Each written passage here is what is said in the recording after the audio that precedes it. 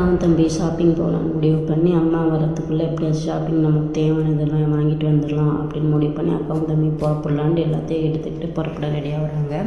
புறப்பட ரெடி ஆகிட்டோன்னு பார்த்தீங்கன்னா திடீர்னு வீட்டில் கரண்ட் போகுது. கரண்ட் போயிட்டோன்னே அக்காவும் தம்பி அப்படி உட்காந்துடுறாங்க. என்னடா பயமாக இருக்காக்கா, எனக்கு கரண்ட் போயிடுச்சு அக்கா, என்ன திடீர்னு கரண்ட் போயிருக்காக்கா அப்படின்னு சொல்கிறாங்க.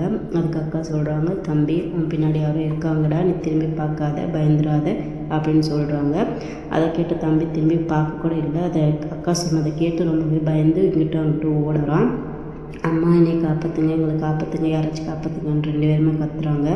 அவங்க கத்துறது கேட்ட போய் அது என்ன சொல்லுதுங்களா, என்கிட்டேருந்து உங்களால் யாரையும் காப்பாற்ற முடியாது, உங்களை காப்பாற்றுறதுக்கு யாரும் வரமாட்டாங்க, நீங்கள் தான் இனிமேல் எனக்கு நான் உங்களை காணிக்கையாக கொடுக்க போகிறேன் அப்படின்னு சொல்லிட்டு அந்த பேய்கிட்ட இருக்கிற அந்த சக்தி வாய்ந்த கத்தி எடுத்து இவங்க 2 பேர்த்தையும் கொன்றுது.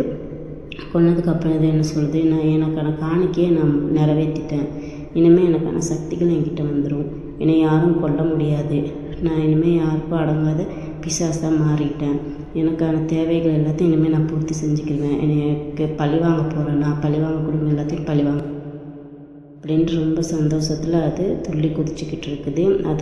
அதோட இடத்துக்கு போய் அது என்னோடய காணிக்கை நான் நிறைவேற்றிட்டேன் வருவேன், நீங்கள் இனிமேல் எனக்கு தரப்போகிற சக்தி எனக்கு தந்துடுங்க, நான் உலகத்தை ஆள போகிறேன். இதுக்கப்புறமா அதுக்கான சக்திகள் அதுக்கு கிடைச்சதா, அதுக்கு எதுக்காக அந்த காணிக்கை நிறைவேற்ற ஒரு 2 கொண்டதுன்றதை அடுத்த கதையில் பார்க்கலாம்.